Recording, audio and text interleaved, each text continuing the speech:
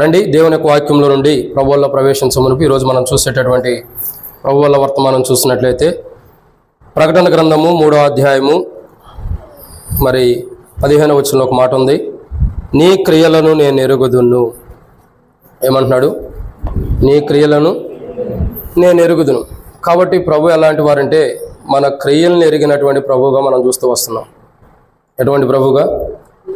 మన క్రియలను ఎరిగినటువంటి ప్రభువుగా మనం చూస్తూ వస్తున్నాం. అయితే దేవుని యొక్క వాక్యం మనకు చెప్పేటటువంటి ఒక మాట ఏంటంటే, ప్రియులారా, ఆయన మనల్ని ఎరిగి మనకేం చేసాడో మనం చూస్తున్నాం. ఇప్పుడు చూసేటటువంటి మాట ఏంటంటే, మన క్రియలను ఎరిగిన వాడుకుంటాడు. ఏం ఎరిగాడు? క్రియల్ని. ఇంకా చాలా విషయాలు బైబిల్లో ఉన్నాయి. దేవుని యొక్క వాక్యాన్ని చూసినట్లయితే మనలో ప్రభు ఎరిగినవి ఏంటి అదవుతుందండి. మనలో ప్రభు ఎరిగినవి ఏంటంటే బైబిల్లో కొన్ని విషయాలు ఉన్నాయి. వాటిని మనం ధ్యానించమునుపు ప్రభు నడిపింపు కొరకు చిన్న ప్రార్థన. మమ్మల్ని మిక్కిలికి ఎక్కువగా ప్రేమించిన ప్రియ పరలోకపు తండ్రి, పరిశుద్ధుడు అయిన దేవ, ప్రభువైన యేసుక్రీస్తు ప్రభువారి యొక్క పరిశుద్ధమైన నామాన్ని బట్టి వందనాలు. ఈ సమయంలో వాక్యం ధ్యానించబోతున్న సాయం చేయండి. నిలబడేవాడిని నేను నిలబెట్టేది మీరు, మాట్లాడేవాడిని నేను మాట్లాడించేది మీరు, నాలో ఆత్మను బడికి ఆత్మని అభిషేకించేది మీరు. ప్రజలు మీ వారు వాక్యం మీద నేను నిష్ప్రయోజకమైన వాడిని, శరీర బలహీనతలు కలిగిన వాడిని, భౌతికమైన బలహీనతలు కూడా కలిగిన వాడిని. మీరే మీ ఆత్మ ద్వారా నడిపించే శత్రు సిగ్గునికి మహిమ తెచ్చుకోమని, నాతో మీరు మాట్లాడమని దేవా, నిలబడుతున్న మీద ఆస్తుని బలహీనుడైన పంచున్నా నా మీద జరుగుతున్న శత్రుకారు లయపరచండి. తెరవబడిన ఆకాశం మాకు అనుగ్రహించి ఆకాశం ఇప్పబడదామని విస్తారమైన పరిశుద్ధాత్మను అభిషేకించండి. శత్రు సిగ్గునికి మహిమ తెచ్చుకోమని నాతో మీరు మాట్లాడండి. కొన్ని నిమిషాలు ధ్యానించి వాక్యం ఎంతో దీవెనకరంగా ఆశీర్వాదకరంగా చేయమని నాతో మీరు మాట్లాడండి. దేహ బలహీనతలు కానీ, దేవ గ్యాస్ వల్ల కానీ, బీపీ వల్ల ఇంకా అనేకమైన బలహీనతలు అటు ఏ బలహీనత లేకుండా మీరు కాపాడండి. నన్ను బలపరచు అనేది నేను సమస్తంలో చేయగలనని పౌలు చెప్పినట్లు మీరే మమ్మల్ని బలపరచండి. మీ ఆత్మ ద్వారా వాడుకోమని ప్రార్థిస్తూ, మీరు ఆశించిన రీతిలో వాడుకోమని ప్రార్థిస్తూ, ముందున్న సమయంతో మాకు దీవించమని, ఏదైనా జరగబోతున్న కూడికంతో దీవెనకరంగా చేయమని, ఈ వర్తమానం ద్వారా బలలో పాల్గొనే మమ్మల్ని మేము సరి చేసుకుని యోగమందితో పాల్గొంటాను సహాయం చేయమని, ఇప్పుడు వరకు తోడుగుండా రేపు ముందు తోడుగుంటా అక్కడ తెచ్చమని ప్రభువైన యేసుక్రీస్తు నామం పేరిట శ్వాసంతో ప్రార్థిస్తున్నాము తండ్రి, ఆమేన్. కాబట్టి దేవుని యొక్క వాక్యాన్ని జాగ్రత్తగా గమనించినట్లయితే ఒక మాట రాయబడుతూ వచ్చింది. ఏమని రాయబడుతుందంటే, ప్రభువారు ప్రకటన గ్రంథం 3వ అధ్యాయము 15వ వచనంలో ఒక మాట రాయబడుతూ వచ్చింది. నీ క్రియలు నేను ఎరుగుదును. కాబట్టి యేసుక్రీస్తు ప్రభువారు మనల్ని ఎరిగిన అనుభవాన్ని మనం చూస్తూ వస్తున్నాం. ఏం ఎరిగాడు? మనల్ని ఎరిగిన అనుభవం. అయితే మనల్ని ఎరిగిన అనుభవంలో ఉన్నాడు.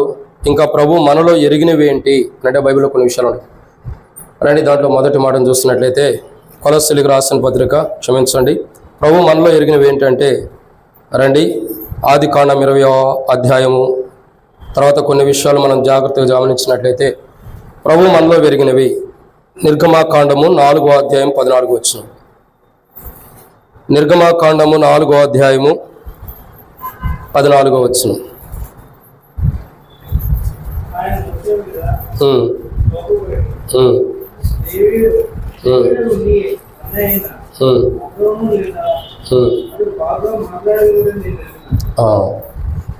కాబట్టి ప్రియులారా, ఇక్కడ రాయబడినటువంటి ఒక మాట ఏంటంటే, దేవుని యొక్క వాక్యం మనకు చెప్పేటటువంటి మొదటి మాట, ప్రభు యొక్క లేఖన భాగం ఏమని రాయబడుతూ వచ్చిందంటే, నేను ఎరుగుదును అని ప్రభు అంటున్నాడు.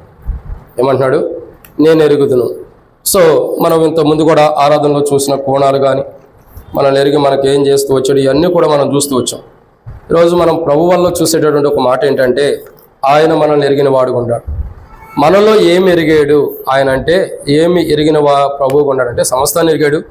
ఇంకేమి ఎరిగాడంటే, మొట్టమొదటిగా ఇక్కడ రాయబడిన మాట చూస్తున్నట్లయితే నిర్గమాకాండం 4వ అధ్యాయం 14వ వచనంలో ఏమంటాడు? ఒక మాట రాయబడుతూ వచ్చింది. ప్రభు మాట్లాడుతున్న మాట ఏంటంటే, అతడు బహుగా మాట్లాడగలడని నేను ఎరుగుదును. సో ప్రభు మనలో ఎరిగినవి ఏంటంటే మన మాటలు. ఏమి ఎరిగాడు? మన మాటలు. సో దేవుని యొక్క వాక్యాన్ని చూస్తున్నట్లయితే ప్రభు మనలో ఎరిగిన వాటిలో మొదటిది ఏంటంటే మన మాటలు. సో మనం ఏమి మాట్లాడతాము, ఏమి చేస్తాము, ఎట్లు మాట్లాడుతున్నాం అన్నది అంతటిని కూడా ప్రభు ఎరిగిన వాడు ఉన్నాడని బైబిల్ హెచ్చరిస్తుంది. అందుకే బైబిల్ ఒక మాట రాయబడుతూ వచ్చింది, మీ మాటలు కొద్దివిగా ఉండాలి అని రాయబడుతూ వచ్చింది. సో ప్రియులారా, ఇక్కడ అర్థం చేసుకోవాల్సిన మొదటి మాట ఏంటంటే, దేవుని వాక్యం మనకు చెప్పే మొదటి మాట ఏంటంటే, ప్రభు మన మాటలను ఎరిగిన వాడుకుంటాడు. ఏమై ఉన్నాడు? ప్రభు మన మాటలు ఎరిగిన ప్రభు ప్రతి మాటను కూడా ఎరిగిన వాడుగా ఉంటాడు. అందుకే దేవుని యొక్క వాక్యం చెప్పే మాట ఏంటంటే దేవుని నామమును వ్యర్థముగా ఉచ్చరించవద్దని బైబిల్లో. అంటే అర్థం ఏంటి? దేవుని నామాన్ని వ్యర్థంగా పలకవద్దంట.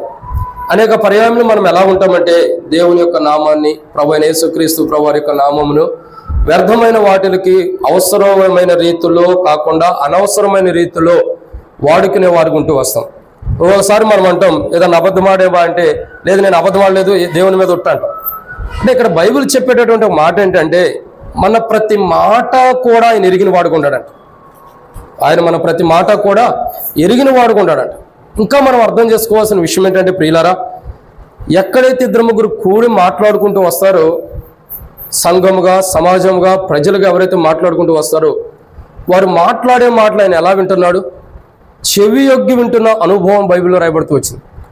సో ఇక్కడ మనం అర్థం చేసుకోవాల్సిన ఒక అంశం ఏంటంటే బలలో పాల్గొనే మనము ప్రతి మాట ఏదైతే మనం మాట్లాడుతున్నామో అది ప్రభు ఎరిగిన వాడుకుంటాడు.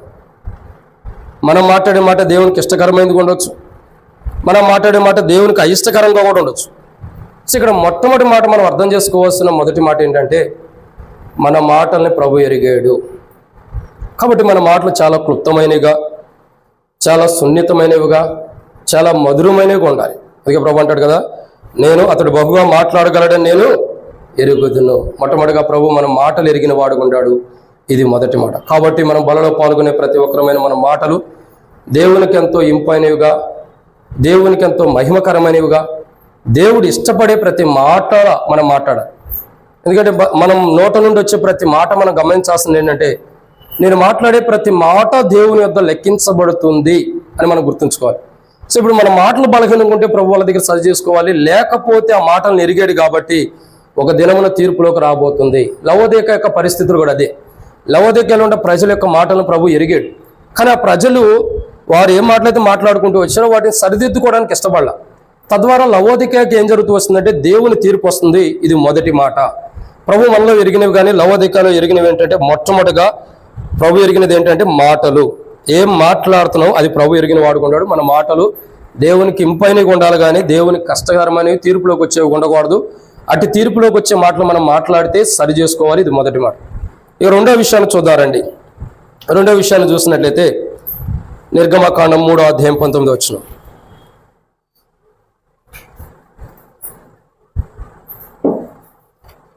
నిర్గమకాండము 3వ అధ్యాయము 19వ వచనం.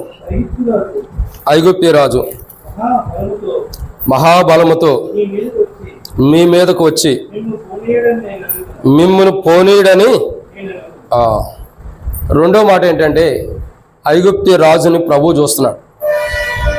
నేను ఎరుగుదును అని ప్రభు అంటున్నాడు. మొట్టమొదటిగా ఏం ఎరిగాడు? మన మాటలను ఎరిగాడు. రెండు, ప్రభు ఎరిగింది ఏంటంటే మనం చేసే ప్రతి పనులు ఆయన ఎరిగిన వాడుకుంటాడు. ఏమెరుగుతున్నాడు? మనం చేసే ప్రతి పనులన్నీ కూడా ప్రభు ఎరుగుతున్న వాడుకుంటాడు.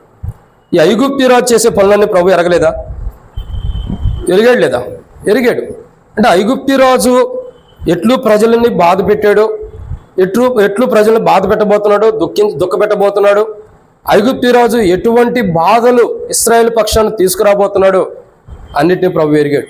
అందుకే ఇక్కడ రాయబడినటువంటి ఒక మాట ఏంటంటే ప్రియులారా, మనము చేసే ప్రతి పనులు ఆయన ఎరిగిన వాడుకుంటున్నాడు. మనం ఏం పని చేసినా ప్రతిదీ ఆయన ఎరుగుతున్నాడు. ఎందుకంటే మీరు కూర్చుండేటివి నుంచున్నాయో సమస్తం ఆయన ఎదుటండి. కాబట్టి ఇక్కడ ఐగుప్తు రాజు అనే వ్యక్తి ఇశ్రాయేలు ప్రజల పక్షాన చేయబోతున్న పరిస్థితులు కానీ చేస్తున్న వాటిని కానీ ప్రభు ఎరిగాడు. అంటే సమస్తాన్ని ఎరిగిన వాడెవరు? ప్రభువే. కాబట్టి ఇక్కడ రాయబడినటువంటి రెండో మాట ఏంటంటే, ఒకటి మన మాటలు ప్రభు ఎరిగాడు, అందుకని మన మాటలు జాగ్రత్తగా మాట్లాడాలి. ఏది మాట్లాడినా దేవుని ఎదుట లిఖించబడుతుంది. రెండు, ప్రభు ఎరిగినది ఏంటంటే మనం చేసే ప్రతి పనులు, మనం ఏ పని అయితే చేస్తామో, ఏ పనులైతే మనం చేసుకుంటూ వస్తామో, మనం చేసే ప్రతి పనిని కూడా ప్రభు ఎరుగుతున్న వాడుకుంటాడు. అంటే మనం ఏ పనులు చేస్తున్నాము అంటే దేవుని దృష్టిలో కానీ దేవుని యొక్క సన్నిధిని దేవునికి మహిమకరమైన విధానంలో మనం పనులు చేస్తే మహిమార్థమైన రాజ్యంలో మనం ఉంటాం. అందుకే బైబిల్ చెప్పేటటువంటి రెండో మాట ఏంటంటే మన పనులను ప్రభు గుర్తెరిగాడు, ప్రభు ఎరిగిన వాడుకుంటాడు. అందుకే మనం పనులు ఎలా ఉండాలంటే అవి దేవునికి మహిమకరమైన విధానంలో ఉండాలి. మన పనులు ఎలా ఉండాలా? దేవునికి మహిమకరమైన విధానం. మనం ఏ పని చేసినా ప్రభు ఎరుగుతున్నాడు. ఈరోజు మనం అర్థం చేసుకోవాల్సిన కోణం ఏంటి తెలుసా? మన నోట నుండి వచ్చే ప్రతి మాటని ప్రభు ఎరగడానికి గుర్తెరగాల. ఏది మాట్లాడినా. 2, మనం చేసే ప్రతి పనిని ప్రభు ఎరుగుతున్నాడు. అది దేవుని చేస్తున్నామా, లోకాన్ని చేస్తున్నామా, ఏ పనైనా సరే. సో దాంట్లో ఎంత నమ్మకత్వం ఉన్నామన్నది ప్రభు ఎరుగుతున్నాడు. ఇది 2వ మాట. ఇక 3వ విషయాన్ని చూద్దామండి. 3వ మాటను చూసినట్టయితే ఆమోసు గ్రంథం 5వ అధ్యాయం 12వ వచనం. ఆమోసు గ్రంథము 5వ అధ్యాయము 12వ వచనం.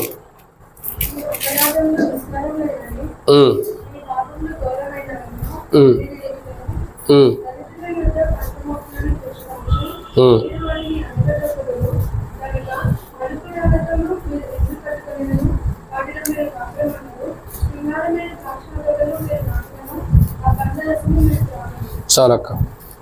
వాడు ఇక్కడ రాయబడిన మాట ఏంటంటే, చదివింది ఎవరమ్మా? పాప తల్లి? పాపేనా? మీ ఇద్దరు ఒకచోట కూర్చోవద్దు. కాబట్టి దేవుని యొక్క వాక్యాన్ని చూసినట్టయితే 3వ మాట ప్రభు ఏమంటాడు? నేను ఎరుగుదును. 1, ప్రభు ఎరిగింది ఏంటి చెప్పాలి. ప్రభు ఎరిగింది ఏంటి? మన ప్రతి మాటలు, మనం మాట్లాడే ప్రతి మాట ప్రభు ఎరిగిన వాడు ఉంటాడు. 2, ప్రభు ఎరిగినది ఏంటి? మనం చేసే ప్రతి పని, అది దేవునికి చేస్తున్నామా, లోకానికి చేస్తున్నామా, లోకంలో మన పనులు చేసుకుంటున్నామా, దేవుని సన్నిధిలో చేస్తున్నామా, ప్రతి పనిని ప్రభు గుర్తెరిగాడు. కాబట్టి మరి మనం ఎంతో నమ్మకస్తులుగా ఉండాలి. ఇది 2వ మాట. ఇక 3వ విషయాన్ని చూసినట్టయితే ఆమోసు గ్రంథం 5వ అధ్యాయం 12వ వచనంలో మీ ఏమని రాయబడుతూ వచ్చింది? మీ అపరాధములు విస్తారములై ఉన్నవని, మీ పాపములు ఘోరమైనవని నేను ఎరుగుదును. కాబట్టి ఇక్కడ 3వ మాట ఏంటంటే, ప్రభు ఎరిగింది ఏంటంటే, మన పాపపు జీవితాన్ని ప్రభు ఎరిగాడు. ఏం ఎరిగాడు? మన పాపపు జీవితాన్ని. సో ప్రభు యొక్క విధానాన్ని మనం అర్థం చేసుకుంటే, ప్రభు ఎరిగినది ఏంటంటే 3వ మాట, మన పాపపు జీవితాన్ని.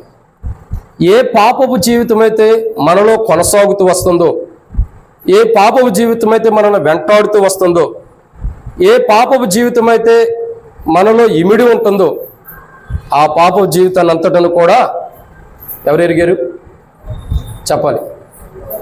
ప్రభు ఎరిగిన వారు ఉండాలి. కాబట్టి మన పాపపు జీవితాన్ని అంతటనే ప్రభు ఎరిగాడు. ఏ విధము చేతనైనను మనలో ఉన్న ప్రతి పాపాన్ని కూడా, ఎటువంటి పాపం మనల్ని వెంటాడుతుందో ఆ పాపపు జీవితాన్ని అంతటిని కూడా ప్రభు ఎరిగిన వాడుకుంటాడు. నిజంగా ఇది ఎంతో గొప్ప విషయం.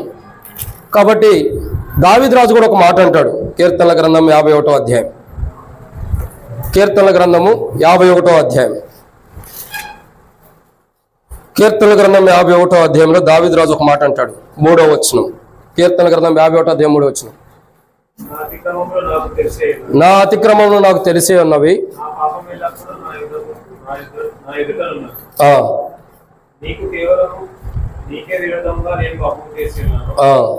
చాలా. కాబట్టి ఇక్కడ దేవుని యొక్క వాక్యం చెప్పేటటువంటి 3వ మాట ఏంటంటే, పాపపు జీవితము. మనం ఎరిగిన పాపపు జీవితము ప్రభు ఎదుటి కూడా ఉన్నది. మనం ఏ పాపపు జీవితాన్ని అయితే ఎరిగి ఉన్నామో, ఏ పాపపు జీవితాన్ని అయితే మనం కొనసాగించుకుంటూ వచ్చామో, ఆ పాపపు జీవితం ఎక్కడుంది? తండ్రి ఎదుట ఉంది. యేసుక్రీస్తు ప్రభువారి ఎదుట, ఆయన తండ్రి ఎదుట మన పాపపు జీవితం అంతా కూడా ఉంది. ఆయన ఏమంటాడంటే, నేను ఎరుగుదును. ఏం ఎరుగుతున్నాడు అంటే, ఆమోసు గ్రంథం 5వ అధ్యాయం 12వ వచనం ప్రకారం, మీ పాపము ఘోరమైనవని నేను ఎరుగుదును. అంటే ఏ పాపమైతే మనల్ని వెంటాడుతుందో, ఏ పాపమైతే మనం కొనసాగుతూ వస్తున్నామో, ఏ పాపమైతే మనం చేస్తూ వస్తున్నామో, ఆ పాపాన్ని ప్రభు ఎరిగిన వాడుకుంటాడని బైబిల్ హెచ్చరిస్తుంది. కాబట్టి ఇది ఎన్నో మాట. 3వదిగా, సో మన పాపాన్ని ప్రభు ఎరిగాడు. అందుకే దావీదు కూడా అంటాడు, నా ఎదుట పాపం ఉంది. ఏమంటున్నాడు అక్కడ దావీదు రాజు చూసినట్టే, నా పాపం పోనట్లు నేను బాగా కడగమన్నాడు. అతిక్రమంలో తెలిసే ఉన్నామన్నాడు. నా పాపం ఎల్లప్పుడూ నా ఎదుటనే ఉంది. అంటే నా ఎదుట పాపము నీ ఎదుటి కూడా వస్తుంది. నేను నా ఎదుట ఏ పాపం అయితే చేస్తూ వచ్చానో, ఆ పాపం అంతా కూడా ఏమైంది? నీ ఎదుటుంటూ వచ్చింది. కాబట్టి మనం బలలో పాల్గొనేటప్పుడు మనం ఎటువంటి పాపం చేసినా, ఎటువంటి పాపంలో మనం కూరుకుపోయినా, ప్రతి పాపము కూడా ఆయన ఎదుట ఉన్నది. అది ఆయన ఎరిగాడు. సో మన పాపం ఆయన ఎదుట ఎలా ఉందో అది ఎరిగాడు. కాబట్టి అంటాడు, నేను ఎరుగుదును. లవోదికత మాట్లాడుతున్నాడు, నేను ఎరుగుదును. నీ క్రియలు నేను ఎరుగుదును. నీ మాటలు నేను ఎరుగుదును, ఇంకేం ఎరుగుదును అంటున్నాడు. నీ పనులు నువ్వేం పని చేస్తున్నావు అది నేను ఎరుగుదును. ఇంకేం ఎరిగిన వాడుకుంటాడు. పాపపు జీవితం లవోదికయ విడవకోకుండా కొనసాగుతూ వచ్చిన పాపాన్ని ప్రభు ఎరిగాడు. ఏదైతే విడిచిపెట్టాలో విడిచిపెట్టాల్సిన పాపాన్ని విడిచిపెట్టుకోకుండా కొనసాగుతూ వచ్చింది కాబట్టి లవోదిక యొక్క పాపాన్ని ప్రభు ఎరిగిన వాడుకుంటాడు. అందుకంటాడు నేను ఎరుగుదును. ఏమంటున్నాడు? నేను ఎరుగుదును, నీ పాపము నా ఎదుట ఉంది కాబట్టి నేను ఎరుగుదును. ఇప్పుడు ఒక మాట చెప్పాలంటే, ఇక్కడ ఒక బాటిల్ ఉంది. ఈ బాటిల్ నా ఎదుట ఉంది కాబట్టి నా ఎదుట ఉంది కాబట్టి ఇది నాకు కనబడుతుంది కాబట్టి నేను ఎరుగుదును అని చెప్పగలుగుతాను. ఈ బాటిల్ సపోజ్ ఈ బాటిల్ ఎవరన్నా దొంగతనం చేశారనుకో, ఇది నాది అని నేనంటే, ఇక్కడ పెట్టుంది కాబట్టి నాది కాబట్టి పొద్దున మీరు ఏమంటారు? అది సేవకుడిదేనా అయ్యా, నీది కాదే, నేను ఎరుగుదును, నేను బల్ల మీద పెట్టాడైనా టేబుల్ మీద పెట్టాడు, నేను చూశానంటాం. అంటాం. ఎందుకని? ఇది నేను తెచ్చుకున్నాను కాబట్టి నాదని మీరు ఎరిగారు. నా ఎదుట ఉంది, అదే మీకు కూడా కనబడుతుంది కాబట్టి ఇది నాదని మీరు చెప్పగలుగుతారు. ఒకవేళ నేను తీసుకురాకపోతే చెప్పలేం, అంటే నా ఎదుట లేకపోతే చెప్పలేం. కానీ ఇక్కడ అర్థం చేసుకోవాల్సిన విషయం ఏంటంటే, మన పాపాలు మన ఎదుట ఉండే, అవి ఆయన ఎదుట కూడా ఉన్నాయి. సో ఆయన ఎదుటుండ పాపాలు ఆయన ఎరిగాడు. ఇది బాటిల్ అని మనం ఎలా ఎదిగామో, ఇది గ్లాస్ అని ఎలా ఎరుగుతూ వస్తున్నామో, మనలో ఉన్న ప్రతి పాపమును కూడా ఆయన ఎరిగిన వాడుకుంటాడు. సో బల్లలో పాల్గొనేటప్పుడు మనం ఎలా ఉండాలంటే, మన పాపాలను మనం జాగ్రత్తగా సరి చేసుకోవాలి. ఎలా ఉండాలా? చాలా జాగ్రత్తగా సరి చేసుకోవాలి మన పాప విషయమై. అందుకంటాడు తనను తాను పరీక్షించుకోవడం చాలా ప్రాముఖ్యమైనది. ఏవైతే మనలో పాపాలు ఉండే వాటిని మనం ఏం చేయాలా? పరీక్షించుకోవాలంట. నీ ఎదుటి పాపం ఉందని పరీక్షించుకుని బలలో పాల్గొనాలి. ప్రభు ఎరిగినది ఏంటంటే, మూడోదిగా మన పాపము, లేదా పాపపు జీవితాన్ని ప్రభు ఎరిగాడు. ఇక 4వ విషయాన్ని చూద్దారండి. 4వదిగా చూస్తున్నట్టే ద్వితీయోపదేశకాండం 31వ అధ్యాయం 21వ వచనం.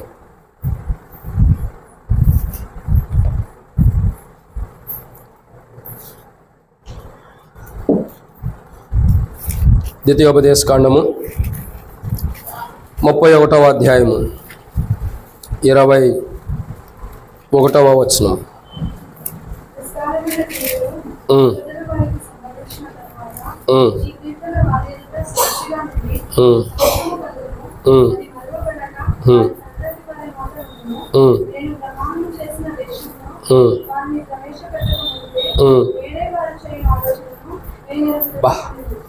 దేవుడు ఎంత గొప్పవాడో చూడండి. దేవుని ప్రజల్ని కానాన్లో ప్రవేశపెట్టక మునుపే వారి ఆలోచన ఎరిగాడంట. ఏం ఎరిగాడు? వారి ఆలోచనలు. ఎవరి ఆలోచనలు? ఎవరి ఆలోచన ఎరిగాడంటే, కానాన్లోకి ఎవరినైతే ప్రవేశపెట్టబోతున్నాడో వారు కానాన్లోకి వెళ్ళిన తర్వాత ఎటువంటి ఆలోచన కలిగి ఉంటాడో మొదట ఎరిగాడండి. నిజంగా దేవుడు ఎంత గొప్పవాడో చూడండి. ఎంత గొప్పవాడంటే మన ఆలోచనలు కూడా ఎరిగాడంట. మనం పరలోకానికి వెళ్ళక మునిపే, మనం దేవుని రాజ్యానికి వెళ్ళక మునిపే, మనం దేవుని రాజ్యంలో ఉండక మునిపే ప్రభు ఏం చేశాడు? మనల్ని ఎరిగాడంట, మన ఆలోచన. నిజంగా దేవుని కార్యాలు ఎంత గొప్పవో చూడండి. ఆయన ఎరిగిన వాడుగా ఉంటాడు. ఏం ఎరిగాడంటే, మనం పరలోకానికి, అంటే వాళ్ళు కానాను పాలు తేనెలు ప్రవహించే దేశంలో ప్రవేశపెట్టక మునుపు వాళ్ళ ఆలోచన ఎరిగాడు. మనం కూడా పరలోకానికి వెళ్ళక మునుపు మన ఆలోచన ప్రభు ఎరిగాడు. ఏం చేస్తున్నాడు? ఎరిగాడు ప్రభు. అందుకే అంటాడు, వారి ఆలోచన నేను ఎరుగుదును. ఇంకో మాట రాయబడుతూ వచ్చింది దీని గురించి. ఇర్మీయా గ్రంథం 11వ అధ్యాయం 19వ వచనం. ఇర్మీయా గ్రంథము 11వ అధ్యాయము 19వ వచనం.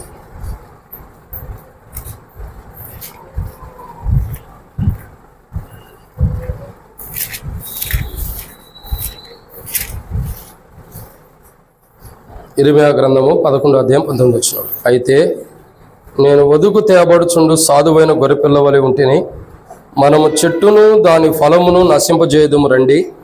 వాని పేరు ఇక జ్ఞాపకం చేయకపోనట్లుగా బ్రతుకు వారిలో నుండకుండా వాని నిర్మూలన చేయదుము రండని వారు నా మీద చేసిన దురాలోచనను నేను ఎరిగి ఉంటిని. ఏమంటున్నాడు?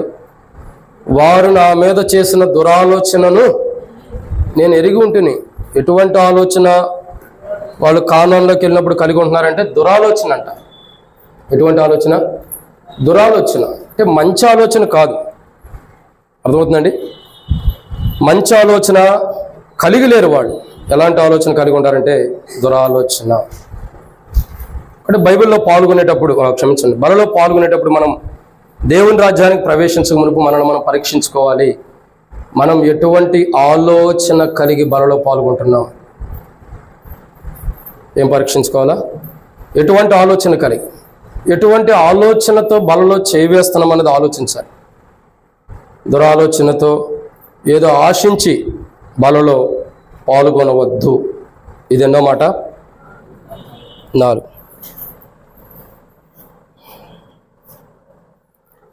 కాబట్టి మనం చేయి ఆలోచన ఆయన ఎరిగిన వాడుకుంటాడు. కాబట్టి మన జీవితాలు మనల్ని మనం పరీక్షించుకుందాం. బలలో పాల్గొనేటప్పుడు ఎవరికి వారు పరీక్షించుకుని ప్రభు వాళ్ళలో చేయవేయటానికి ప్రభు సహాయం చేయాలి. ఇంకొక మాట ఏంటంటే ద్వితీయోపదేశకాండం 31:27 ప్రకారం ఆయన మనల్ని ఎరిగినది ఏంటి? 4వదిగా మన దురాలోచనలు. అంటే మనం బలలో ఎలా పాల్గొంటాం ఎరిగాడు. ఇక 4వ మాట ఏంటంటే, 5వ మాట క్షమించండి, ద్వితీయోపదేశకాండం 31:27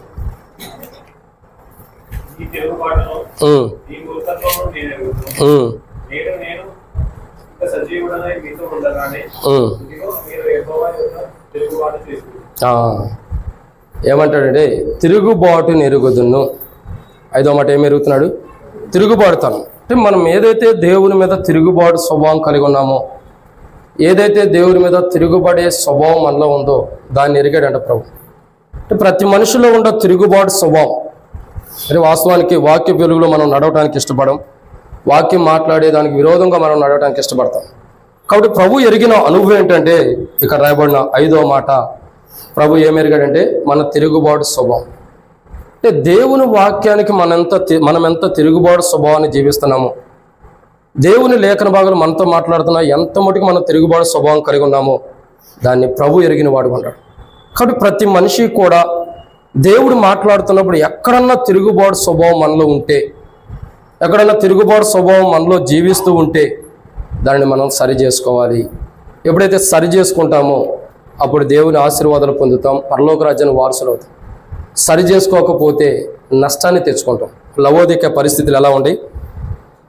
మొట్టమొదటిగా లవోదిక ఎలా ఉంది? లవోదిక మాటని క్షమించండి, ప్రభు మనలో ఉన్న వాటిని ఏమి గుర్తెరిగాడు, లేదా మనలో ప్రభు ఎరిగినవి ఏంటంటే మొట్టమొదటిగా, లేదా లవోదికలో కానీ మనలో కానీ ప్రభు ఎరిగినవి ఏంటంటే మొట్టమొదటిగా మాటలు, మనం ఏం మాట్లాడుతున్నా మాట ఎరిగాడు. 2 చేసే పనులను ఎరిగాడు. 3 మన పాపపు జీవితాన్ని ఎరిగాడు. 4 మన ఆలోచన, అంటే మనం ఏదైతే దురాలోచనతో బలలో పాల్గొంటామో వాటిని ఎరిగాడు. ఇక 5వదిగా ప్రభు ఎరిగింది ఏంటంటే తిరుగుబాటు. ఏదైతే మనం దేవుని సన్నిధిలో దేవుని వాక్య వెలుగులో తిరుగుబాటు చేస్తున్నామో అది ప్రభు ఎరిగాడు. చూడండి, కోరాహు యొక్క కుమారులు తిరుగుబాటు, క్షమించండి, కోరాహు కుమారులు కాదు, కోరాహుతో పాటు సమూహం తిరుగుబాటు చేసినప్పుడు ఆ సమస్తాన్ని కూడా ప్రభు ఎరిగాడు. కోరాహు ఏదైతే తిరుగుబాటు చేశాడో, కోరాహుతో పాటు ఉన్నవారు తిరుగుబాటు చేసినప్పుడు సమస్తాన్ని ప్రభు ఎరిగాడు. సో తద్వారా ఏం జరుగుతుంది? ఆయన ఎరిగాడు కాబట్టే వారి తిరుగుబాటుని ఎరిగాడు కాబట్టి వారికి నష్టం వచ్చింది. సో మనం ఏం చేయాలంటే మనకి తిరుగుబాటు స్వభావం ఎక్కడుందో దాన్ని సరి చేసుకోవాలి. లేకపోతే అది ప్రభు ఎరిగాడు. ఏ తిరుగుబాటు స్వభావం మనలో ఉంటుందో అదంతటిని కూడా ప్రభు ఎరిగిన వాడుకుంటాడు. ఇది 5వ మాట. ఇక 6వ విషయాన్ని చూద్దానండి. ఆదికాండము 20వ అధ్యాయం 6వ వచనం. ఆదికాండం 20వ అధ్యాయం 6వ వచనం.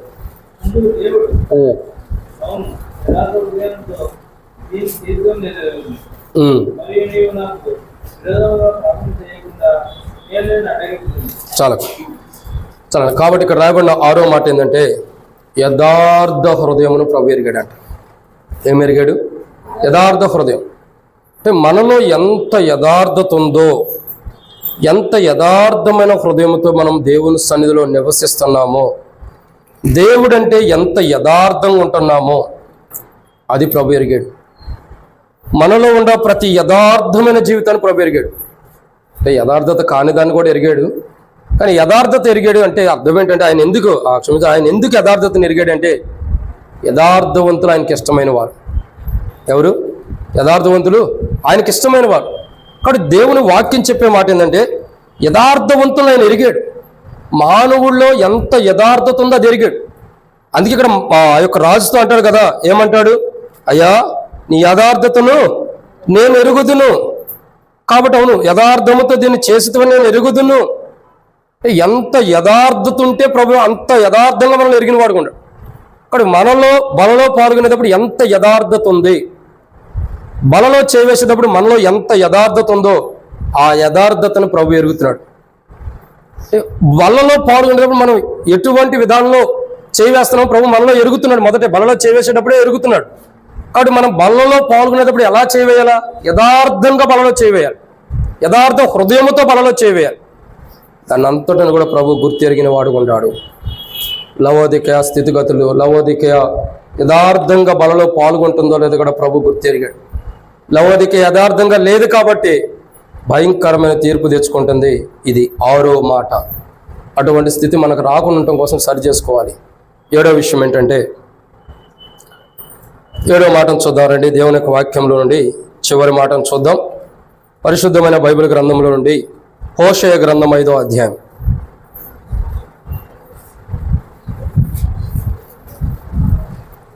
హోషేయ గ్రంథము 5వ అధ్యాయము 3వ వచనం.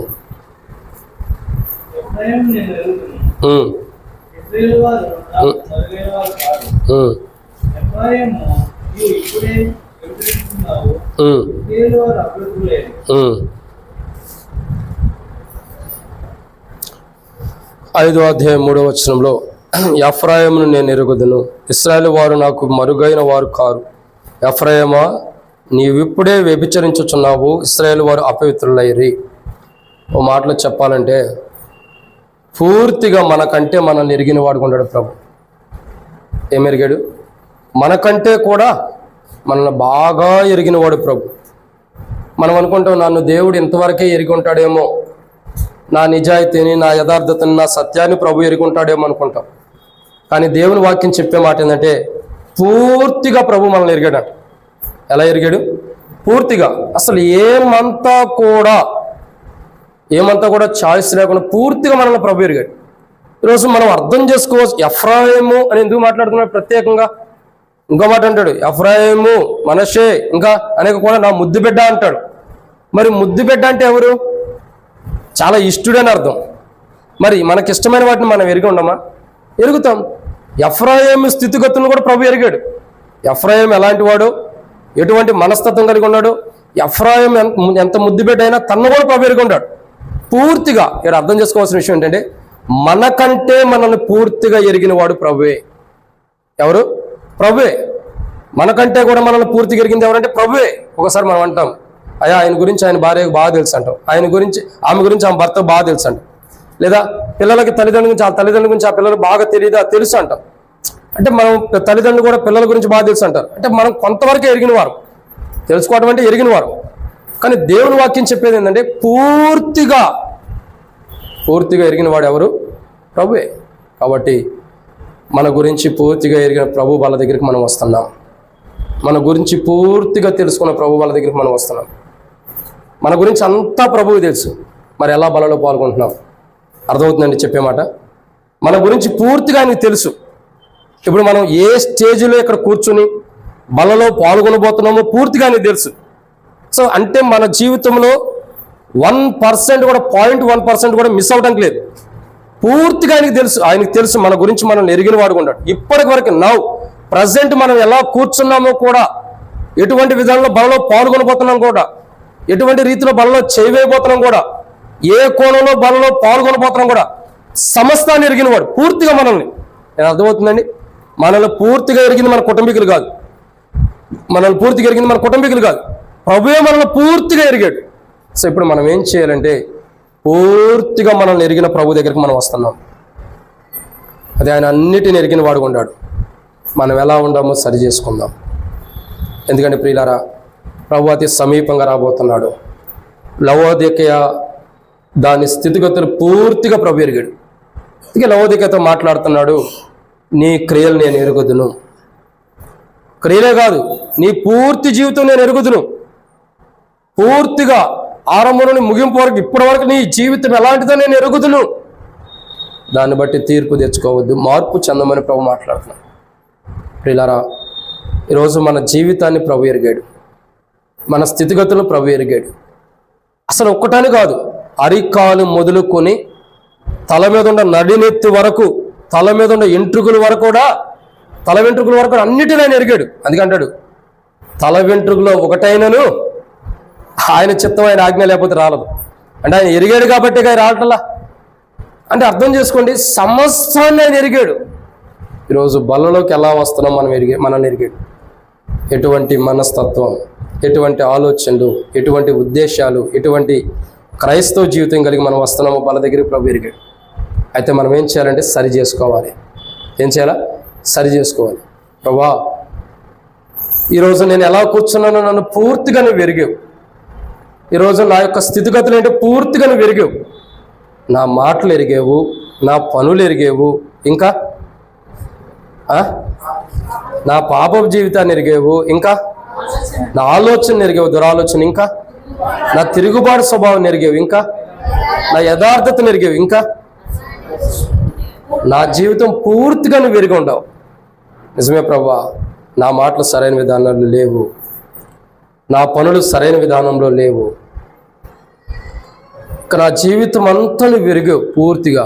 నా పాప జీవితం, నా దురాలోచన, నా యథార్థత అంతటి నువ్వు ఎరిగావు.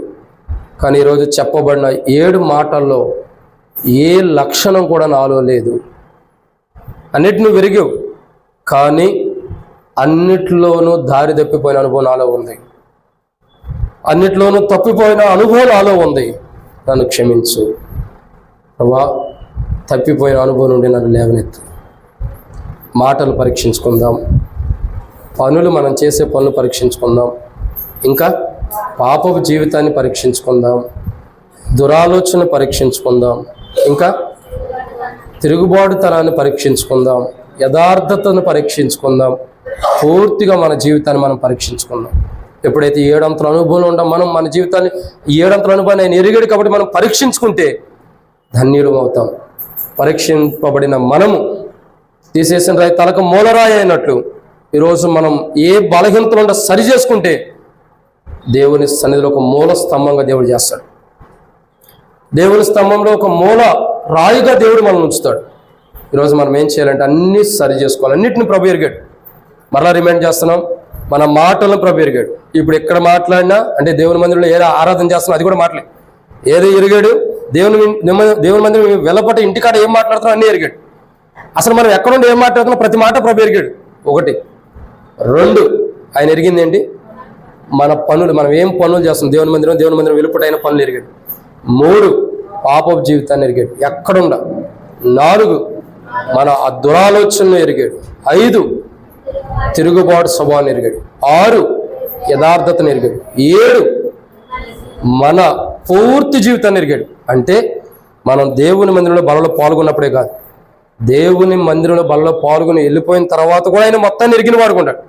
సో ఆయన సమస్తాన్ని ఎరిగాడంటే ఆయనకు అన్నీ తెలుసు. మన జీవితం మనం దేని నుండి కూడా తప్పించుకోలేము. అందుకే మన జీవితాలు బలహీనతలు ఉంటే ఎప్పటికప్పుడు సరి చేసుకుని, ప్రభా నేను తప్పించుకోలేను ప్రభా, నీ సన్నిధిలోనే ఉండాలి, నన్ను సమస్తాన్ని నువ్వు ఎరిగావు, వాడి నాలో ఉన్న ప్రతి బలహీనతను క్షమించి సరిచేసి, దేవా నాలో నువ్వు ఎరిగిన 7 అంతల అనుభవం ఉంది, అందుకే నాతో మాట్లాడావు. 7 అంతల అనుభవంలో నేను దారి తప్పిపోయాడా, క్షమించి సరిచే ప్రభు అని సరి చేసుకుందాం. లవోదికకి సరి చేసుకోవడానికి సమయం ఇస్తున్నాడు. బహుశా అది చివరి దినాల వరకు కూడా సరి చేసుకోకపోతే తీర్పు వస్తుంది. ఒకవేళ మనకు కూడా చివరి దినాలు ఇదే అవ్వచ్చు, రేపు అవ్వచ్చు, సంవత్సరం అవ్వచ్చు, ఎప్పుడు అవ్వచ్చు. ప్రభు తరుణం ఇస్తున్నాడు. ప్రభు తరుణం ఇచ్చినప్పుడే మనలో ఉన్న వాటిని, ప్రభు ఎరిగిన వాటిని మనం సరి చేసుకుందాం. బల దగ్గర వచ్చి లవోదిక సరి చేసుకోలేకపోతుంది, సరి చేసుకోలేని స్థితిలో ఉంది, నష్టపోబోతుంది. మనం సరి చేసుకోలేని స్థితిలో లేం, సరి చేసుకునే స్థితిలో ఉన్నాం. కాబట్టి సరి చేసుకుని మనం ఎరిగిన ప్రభు అన్నిటిని ఎరిగాడు. అసలు మన పూర్తిగా మన జీవితాన్ని పూర్తిగా ఎరిగాడు. అటువంటి విధానం ఎరిగిన ప్రభు దగ్గరకు వద్దాం. ప్రభా నన్ను సమస్తాన్ని నువ్వు ఎరిగావు కాబట్టి ఇదిగో నాలో నీ ఎదుట నువ్వు ఎరిగిన బలహీనతలు ఏవైతే ఉండే వాటిని సరిచే ప్రభు అని ప్రభు దగ్గరికి వచ్చి మనం సరి చేసుకుని బలలో పాల్గొందాం. సరి చేసుకోవడం కొరకు ప్రభు దగ్గర ఒప్పింప చేయబడదాం. సరి చేసుకోవడం కొరకే ప్రభు దగ్గరికి వచ్చి ఒప్పుకుందాం. ప్రభు ఇదిగో ఈ బలహీనతలు నాలో ఉండి సరి చేయమని ఒప్పుకుందాం. ప్రభు మనలో ఉన్న బలహీనతలు క్షమించి సరిచేయనట్టు ప్రభు మనకు సహాయం చేయను గాక. ఆమేన్. ఈ సమయంలో ఎవరికి వారు తీర్మానం చేసుకుందాం. మౌనంగా ప్రభు యొక్క బలలో తీర్మానం చేసుకున్న వారమై మన మాటలు, మన ఆలోచనలు, మన తలంపులు, మన ఆలోచనలు, మన ఉద్దేశాలు, మన హృదయము ఎలా ఉందో, మన జీవితం ఎలా ఉందో, మన పాపపు జీవితం కానీ, ఇంకా యథార్థత కానీ, తిరుగుబాటు కానీ సమస్తం ఆయన ఎదుటుండే మన పూర్తి జీవితం ఆయన ఎదుటుండే. దాంట్లో ఏవి మనం సరి చేసుకోవాలి. ప్రభు నీ ఎదుట నాలో ఇవ్వండి, నాకు సంబంధించిన నీ ఎదుటి ఇవ్వండి. పూర్తిగా ఈ 7 అంతల అనుభవం నేను పలానా చోట ఉండా, నన్ను క్షమించని 7 అంతల అనుభవం ఏదైతే ప్రభు ఎదుట మన ఉండేవో 7 అంతల అనుభవం ప్రభు ఎదుటుండా వాటిని కూడా సరి చేసుకున్నట్టు ప్రభు సాయించాను. కాక సరి చేసుకుంటూ ఎవరికి వారు అటు ఇటు చూడకుండా హృదయాన్ని చూసుకుంటూ హృదయంలో సరి చేసుకుంటూ వద్దాం. మంచి విధానంలో సరి చేసుకుని వాళ్ళలో పాల్గొనాలి. ప్రభు యొక్క తీర్పును మనం పొందుకోకుండా, దేవుని తీర్పులోకి మనం రాకుండా మన హృదయాలు మనం సరి చేసుకుందాం. అటు ఇటు చూసిన అందువల్ల మనకు నష్టమే కానీ మేలేం లేదు. మనం చూడాల్సింది ఏంటి? ప్రభువుని చూడాలి. ఎటు చూడదు, ఎవరిని చూడదు. మనల్ని మనం పరీక్షించుకుందాం. మాటలు ఎలా ఉండేవి? మనం మాట్లాడే మాట దేవుని ఎదుట ఎరిగి ఉన్నాడు. ఇక్కడ ఒప్పుకోవడానికి ఇష్టపడకపోయినా ఆయన ఎదుట ఉండే. మన పనులు, మన పాప జీవితం, మన దురాలోచన, మన తిరుగుబాటు, మన యథార్థత, పూర్తిగా మన జీవితం ఆయన ఎదుట ఉంది. ఏ స్థితిలో ఉండాం, ఎలాంటి పొజిషన్ ఉండాం, అన్నీ ఆయన ఎరిగాడు. ఇంకా ఆయనకు తెలియనిదంటే ఏం లేదు. మన గురించి అంతా తెలుసు. అంతా తెలిసినప్పుడు మనలో ఉండే యథార్థత తెలుసు, మనలో ఉండే అవిధేయత కూడా తెలుసు. అవిధేయత ఉంటే తీర్పు, యథార్థత ఉంటే దేవుని రాజ్యం. సరి చేసుకుందాం.